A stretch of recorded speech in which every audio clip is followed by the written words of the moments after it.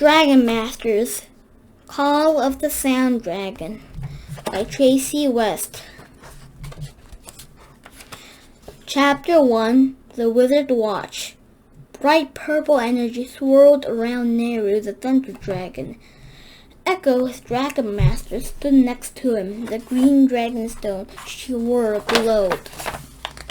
Echo reached out with both arms. Neru's energy swirled around her.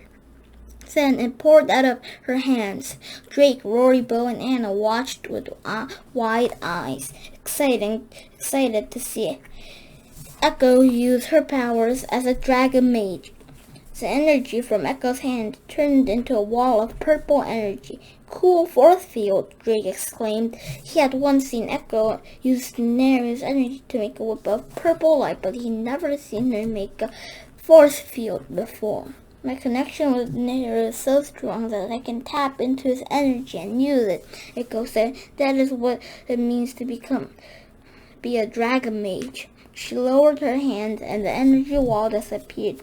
That was awesome, Rory exclaimed. Bo raised his hand. What exactly can dragon mages do with their dragon's energy? They use that energy to perform some of their dragon's powers, she explained. It takes many years to learn this. I can't create a thunder blast like Neru does, but I can use his energy to make a regular power blast or create a force field like I just did. Petra is going to be sorry. She missed this, Drake said. If I go get her, will you make another force field? Echo smiled. Of course. It's strange seeing Echo smile, Drake thought, as he ran to Griffith's wizard workshop. Echo had been Griffith's first student. She had made some bad choices in the past, but recently she had risked her life to save Drake and Rory from a dark wizard named Maldred. Maldred had trapped Echo in time with a bunch of his wizards' enemies. The time dragon had freed Echo and all the wizards. Now Echo was back in the castle helping Griffith teach the dragon masters. The wizards were another problem. Some of the wizards trapped in the wall were evil, and now they were on the loose. Petra, come see what Echo can do, Drake told the curly-haired girl who was busy helping Griffith. In a moment, we're almost done with the first part of Wizard Watch, Petra said. Griffith looked in Maldred's journal and found the names of the trapped wizards.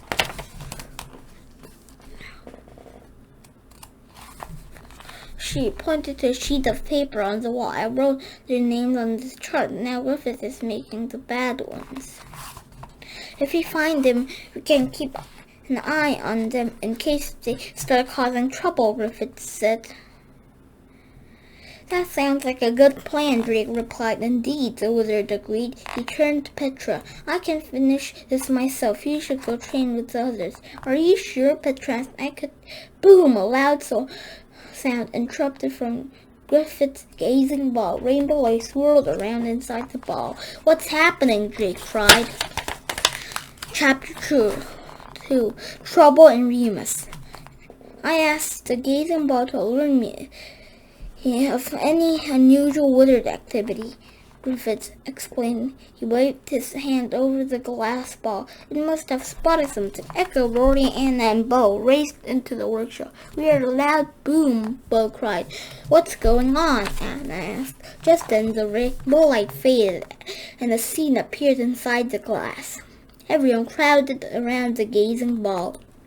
They saw a large stone arena with tall archways. It was shaped like a circle and open to the sky. The arena sat in the middle of a city. That's the city of Remus, Petra remarked. A strange red and yellow mist hung over the arena. That mist looks magical, Drake said. Griffin nodded. The mist is a sign of a wizard battle, he said. When the wizards fight each other, their magic builds up and gets out of control. That is why wizard battles are forbidden. Petra checked the chart up on the wall. Griffith, a wizard named Margot, came from Remus. Yes, Griffith said. That is where he lived before Maldred trapped him. Do you think Marco is behind what is happening in the arena? Rory asked. It is likely, the wizard replied. We need to stop that battle before somebody gets hurt, Drake said. Yes, but remember, many dark wizards escaped from Maldred's time trap. I will need some of you guys to stay here to watch the gazing ball, Griffin said. I'll stay behind, Echo offered. Petra said, it's close to my home in Hellas. I know my way around. That would be helpful, Petra. You and Zara shall go, Griffin said, as well Drake and Worm. We will leave right away. But Rory began. Echo put her hands on Rory's shoulders. We will keep watch, Griffith. Drake, Petra, and Griffith headed to the dragon caves. Petra put a saddle on Zara, her four-headed poison dragon. We need to transport to Remus, Drake told his earth dragon, Worm. His dragonstone glowed, and he heard Worm's voice in his head. I am ready. Drake, Griffiths, and Petra touched Worm. Petra put her other hand on Zara's belly. Whoosh! Green light exploded from Worm. They disappeared from the dragon caves. Drake's stomach flip-flopped, like it always did when they transported. Usually, he landed in a new place on both feet, but this time, whoomp! He landed on something scaly. Drake tumbled backward. He opened his eyes to see a big pink dragon. Chapter 3. Tessa and Sano. Drake jumped to his feet. He had landed on a dragon. Luckily, Griffiths, Petra, Zara, and Worm had all landed just fine. Drake stared at the new dragon. A wavy pattern of rainbow colors rippled across her scales. She had 4 legs and no wings. A girl wearing a dragonstone rode in a saddle on the dragon's back. She held on to a strap that was attached to more straps on the dragon's head and snout. Where did you come from? She asked. Sorry, I bumped into you, Drake said. We are dragon masters like you. My dragon Worm transported us here. The girl's dragonstone glowed. Is Worm the dragon with one head and tiny wings? That's right, Drake said. Are we in Remus? They had landed in front of a marble statue of a man with a helmet, sword, and shield. Behind the statue, a path led to the city that the gazing ball had shown them. Yes, the girl replied. I am sorry I can't stay here and talk, but I am in a hurry. My kingdom's royal wizard Felix sent me on an important mission. I came to stop the wizard bottle. Is that your mission too? It is, the girl said. I'm Tessa, and this is Stano. She's a sound dragon. Tessa, we can help you. Can you tell us how the battle started? Griffith asked. Tessa turned her head toward Griffith. Who said that? Stano told me there were 2 dragon masters and 2 dragons. She didn't say anything about a man. That is Griffith, our wizard, Drake said. Why can't you see him? Petra asked Tessa. I'm blind. Tessa said. Stano helps me out, but sometimes she doesn't give me all of the details. Wow, Petra exclaimed. You and Sano work very closely with each other. Your bond must be strong, Drake added. That's true, Tessa said. I hope to be a dragon mage someday. But your mission, Griffith interrupted, is a wizard named Macro back in Remus. Yes, Tessa and Felix told me that Macro grew up here, and that he became a dark wizard. He got into a fight with another evil wizard and then disappeared. We know, Drake said. Mildred.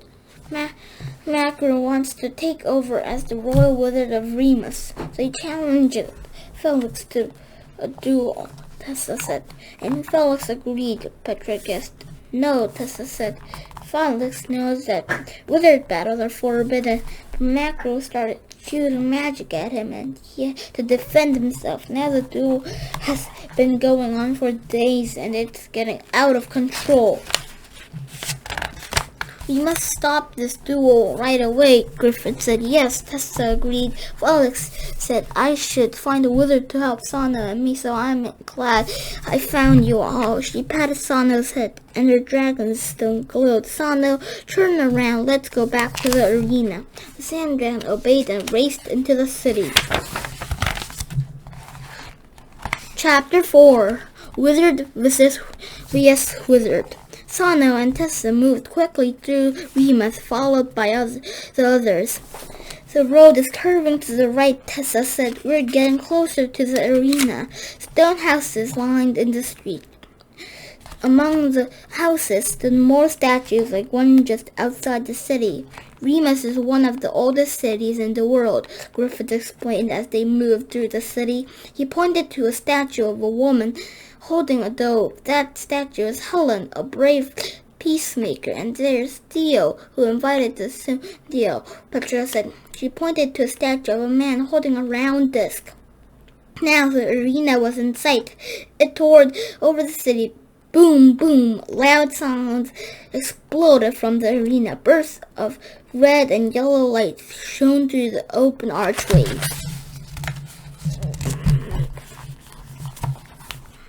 Tessa and Sana reached the entrance first. Is everyone still behind me? Tessa called back. We're here, Drake replied. Wizard, I hope you know what to do, Tessa said. Their magic is out of control. Griffith stepped forward. If it becomes too dangerous, we will retreat, he said. We can't leave and seek help from wizards at Balorian. Balorian, Drake asked. The castle there is a kind of headquarters for wizards, Drake explained. Also, young wizards go there to train. Drake wanted to ask more about Balorian, but he didn't have a chance. Griffith stepped into the arena and the others followed. A crowd of townspeople had gathered to watch the battle. Two wizards stood in the center of the circle. One of them wore yellow robes. His wavy brown hair was standing on end. The other wizard was short and round with a blonde beard and hair and red robes. Sano, tell me what's happening, Tessa said, and her dragonstone glowed. Which one is Macro? Drake said. Felix is tall and skinny, Tessa replied. And Sana said Macro is wearing red robes. Boom! Red magic shot from Macro's hand. Felix dodged the blast. He waved his hands and the horse made the yellow energy appeared underneath him. The horse galloped toward Macro. And this Macro, Felix demanded. Not until Remus is mine, Macro replied. He pointed at the energy horse. It turned red and transformed into a giant porcupine with prickly quills. Ouch! Felix cried, and he jumped off.